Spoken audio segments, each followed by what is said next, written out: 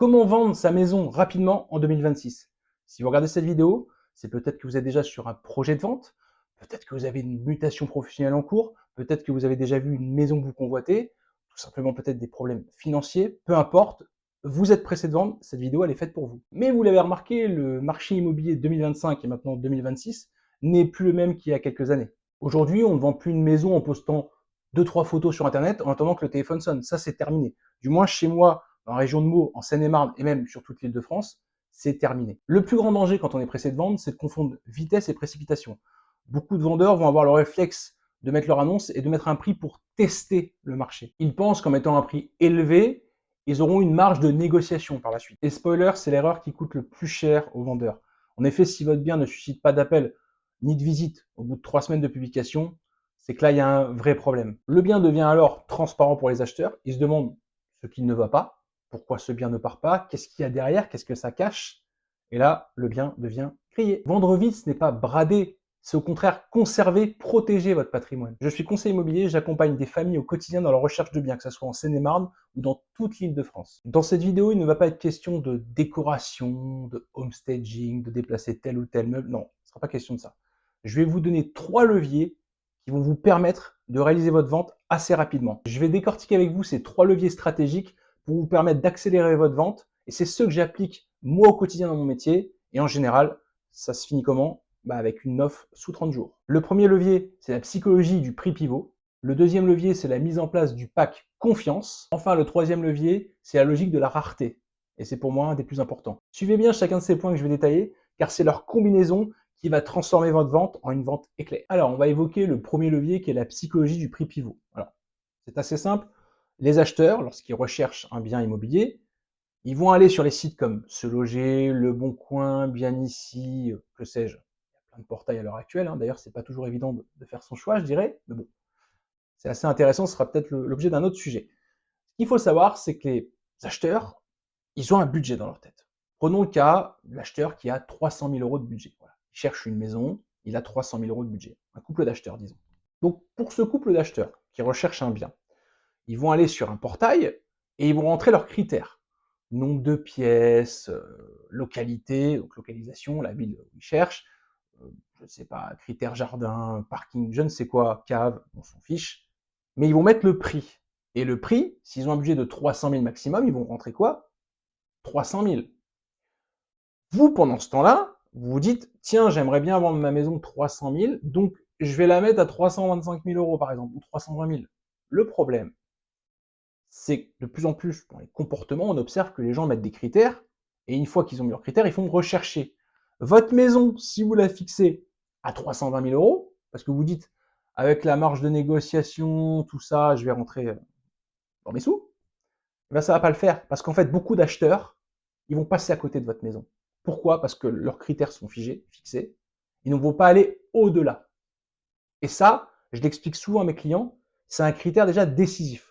Le choix du prix, on appelle ça aussi le prix psychologique, pour ceux qui ont fait de l'économie ou des souvenirs des études ou je ne sais quoi. Le prix psychologique, est très important. Il est même crucial. Et en adoptant cette mauvaise stratégie, vous mettez à dos peut-être 80% des acquéreurs.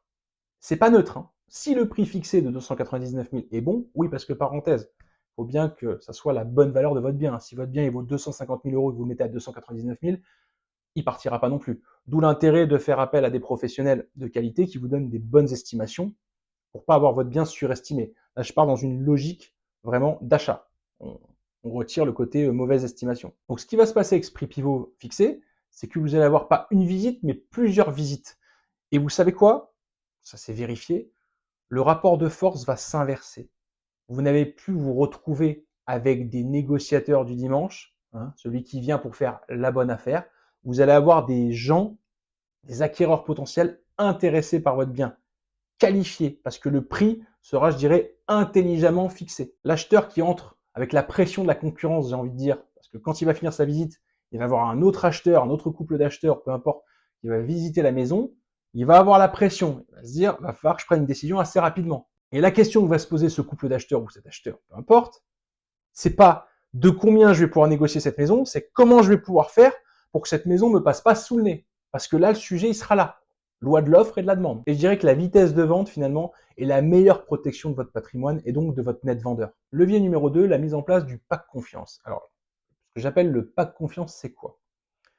Les acheteurs au quotidien, ils sont un peu perturbés. On a eu l'histoire du DPE, donc les diagnostics de performance énergétique. Diagnostics de performance énergétique, je vais y arriver, donc qui ont évolué. Auparavant, on était sur une passoire thermique quand on était en F ou en G. Vous savez, la petite lettre avec le diagnostic. Maintenant, c'est E, F et G. Bon. Ça veut dire quoi? Ça veut dire qu'il y a eu tellement de lois avec ce DPE, de changements, etc. Les acheteurs sont perturbés. Ils ne savent pas où aller, ils ont peur. Ils se disent, est-ce que je vais acheter un bon bien? Est-ce que je me trompe? Qu'est-ce qu'il faut que qu'est-ce qu'il faut que je vérifie, je dirais? Il faut que je sois vigilant. Et tout ça, on arrive sur une crispation avant même l'achat. C'est-à-dire que l'achat doit normalement être une chose positive. Les personnes, de plus en plus, sont sur la défensive. Et le moindre doute technique, je dirais, devient un motif de rupture des négociations. Il faut être vigilant là-dessus. Pour contrer tout cela et mettre en place le pacte de confiance, on va créer quoi? Un dossier de totale transparence. Ne vous contentez pas des diagnostics obligatoires rangés dans votre pochette. Hein. Vous savez, les diagnostics imposés par le cher pouvoir public depuis des années. Ne vous contentez pas de ça. Ne vous contentez pas de ça. Vous avez fait les fenêtres il y a 5 ans. Mettez la facture des fenêtres. Vous êtes sur une chaudière à gaz. Mettez la facture de la chaudière à gaz. Qu'on connaisse la date. S'il y a eu des révisions, mettez tout ce que vous avez. Vous avez refait le, je ne sais pas, le parquet il n'y a pas longtemps. Mettez tout ce que vous avez sur votre maison. Mettez-le en toute transparence.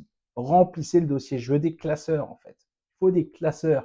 Vous pensez pas, mais chaque chose que vous avez pu faire dans votre maison ou votre appartement, ça a de la valeur, ça a du sens. Préparez un historique des consommations. Voilà, quand vous indiquez des chiffres, au moins c'est concret. Hein, oui, le vendeur il me dit que, ou l'agent immobilier m'a dit que consommer 40 € par mois de ceci ou cela. Non, non, non, là il y a les factures depuis 3-4 ans. Vous voyez, la chère hausse d'énergie qu'on a eue, on la voit là-dessus, mais regardez, la chaudière a fait bien le boulot quand même. Au contraire, oui, mais on a un poêle à bois. Ah oui, mais combien de stères vous achetez? On achète tant de stères, on a un fournisseur, il nous tend, voilà, c'est 60 €, 70 €, 80 € le stère. Peu importe, ça fait qu'augmenter le stère. Surtout si vous êtes en 33, avec 33, c'est le format des petites bûches. Bon, je m'égare. Mais tout ça, c'est important de le préciser.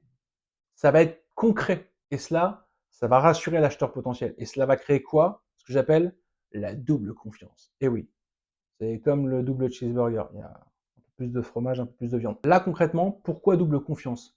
L'acheteur, il va avoir confiance en la maison. Il va avoir confiance au produit qu'il convoite. Première confiance. Deuxième confiance, et c'est pas la plus simple, et c'est la plus importante, il va avoir confiance au vendeur. Pourquoi?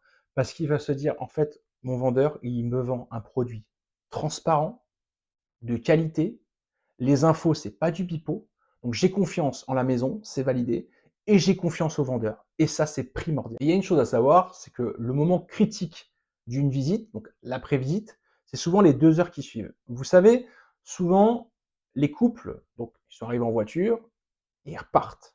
Et ils font le bilan d'après-visite dans la voiture. Donc ils font le bilan, alors ça t'a plu, chérie? Ouais, moi j'aime ça, moi j'aime ça. On va dire que si la maison leur plaît, la visite a été positive, maison ou appartement, je parle de maison, mais vous m'avez compris.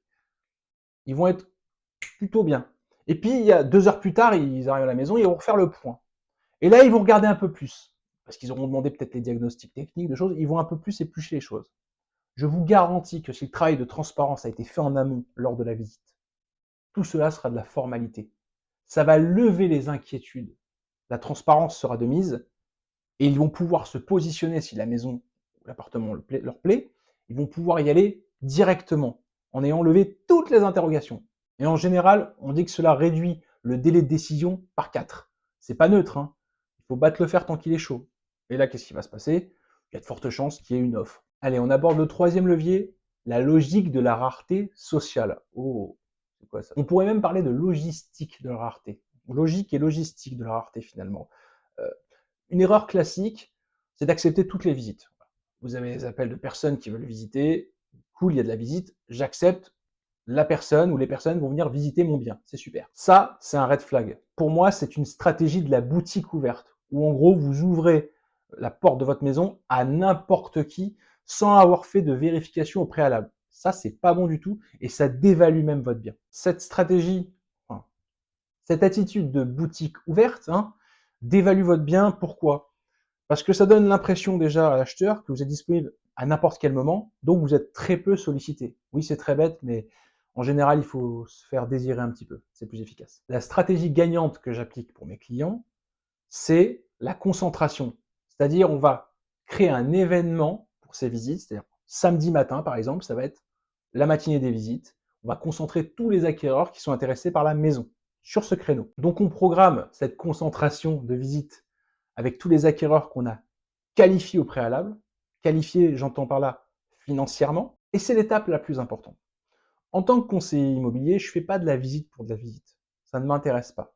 Je laisse ça à d'autres professionnels, que je ne nommerai pas, qui vont aimer faire des visites pour des visites. Moi, ça ne m'intéresse pas. Ce qui m'intéresse, c'est de faire gagner du temps à mes clients vendeurs. Du temps. Et ça veut dire quoi? Ça veut dire être efficient, efficace. Comment laisser entrer quelqu'un qu'on ne connaît ni d'Ève ni d'Adam, visiter une maison alors qu'on ne sait pas s'il peut emprunter 1 euro ou 10 euros ou 300 000 euros, peu importe. C'est un vrai problème. Mais avant de revenir sur cet aspect financier, il y a autre chose. Déjà, on évite les visiteurs du dimanche, hein. Les curieux, ceux qui n'ont pas à faire grand-chose, qui disent «Oh, on va aller visiter des maisons. Allez chérie, si on allait visiter des maisons». Et croyez-moi, il y en a plus que vous croyez. C'est impressionnant. J'ai jamais compris pourquoi, mais on a eu ce phénomène il y a 2-3 ans.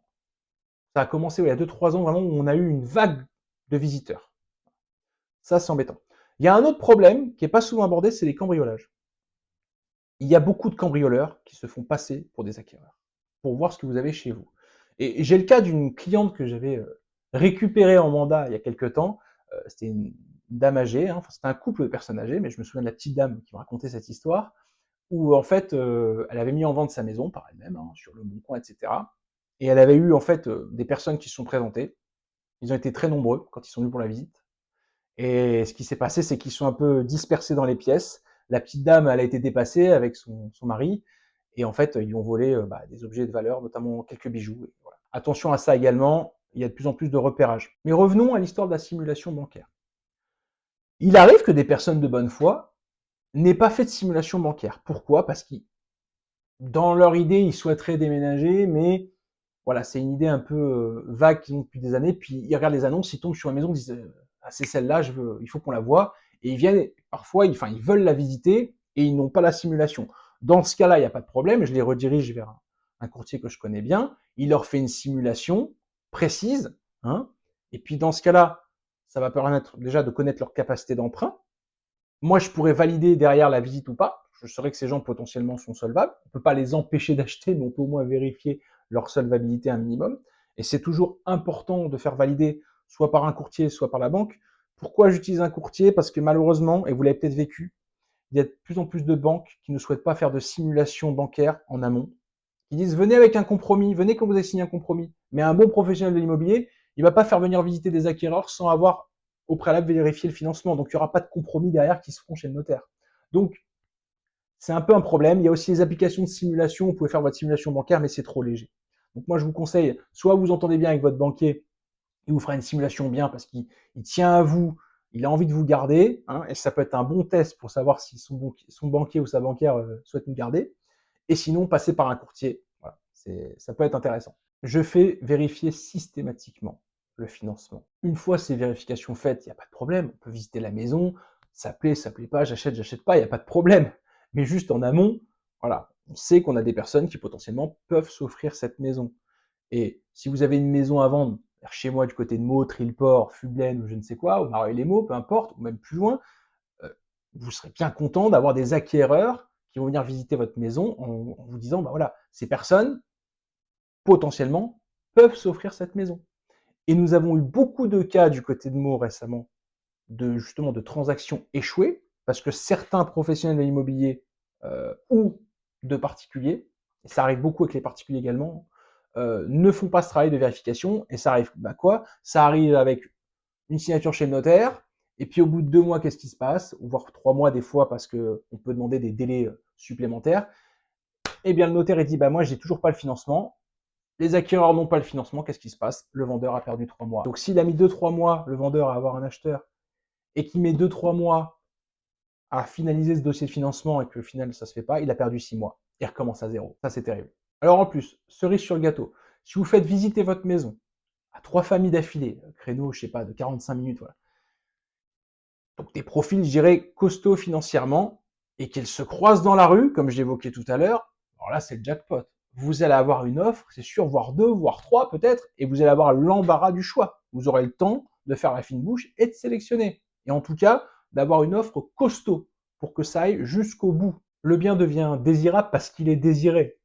Et ça peut même vous permettre d'avoir un peu moins de conditions suspensives lors de la signature. C'est pas neutre. Nous venons de voir ces 3 leviers qui vont vous permettre, je dirais, d'accélérer votre vente, donc de faire la différence par rapport à d'autres biens en vente. Mais je vais être franc avec vous, je vais être direct. C'est pas parce que vous avez cette recette que vous allez forcément être bon pour orchestrer tous ces leviers et mettre en place cette dynamique de vente. Avoir une stratégie, c'est une chose. Être en mesure de l'appliquer efficacement, c'en est une autre. Fixer un prix pivot, ce n'est pas faire une estimation au doigt mouillé. C'est avoir accès aux bases de données récentes, connaître les transactions récentes, à combien sont vendus les biens dans le pays de Meaux, hein, cette maison que vous convoitez à Trilport, à combien elle est partie, cette maison à Meaux, cet appartement à Meaux, même, je ne sais quoi, ou peu importe. Tout ça, il faut avoir accès à ces données parce que fixer un prix pivot, bah, c'est nécessaire d'avoir la bonne analyse. Constituer un pack confiance, ce n'est pas juste ranger des papiers, hein, on est d'accord. C'est anticiper des objections juridiques qui pourraient faire par la suite, suite à votre compromis de vente, cela capote, et des objections qui cassent la vente, ou même que le compromis de vente ne se signe pas. Enfin, gérer la rareté, ce n'est pas juste remplir son agenda, c'est savoir écarter les dossiers fragiles, anticiper tout ça. Et pour protéger qu'un seul intérêt, le vôtre. Mon rôle de conseiller immobilier en Seine-et-Marne, c'est d'être le garant de cette exécution. Dans un marché 2026 qui ne pardonne plus l'amateurisme, il est important de savoir s'entourer de bons professionnels. Car, on l'a vu précédemment, la moindre erreur peut coûter très cher. Si vous avez un projet de vente imminent et que vous ne souhaitez pas que la chance ou le hasard fixe le prix final, n'hésitez pas à me contacter pour un audit de stratégie de vente. Il ne s'agit pas d'une simple estimation, c'est une stratégie de faisabilité pour définir ensemble le plan de bataille qui vous permettra de réaliser votre projet de vente. Si vous arrivez au bout de cette vidéo, merci de m'avoir écouté jusqu'au bout. Soyez exigeants dans vos projets de vente car l'immobilier reste le patrimoine le plus précieux pour vous. À très bientôt.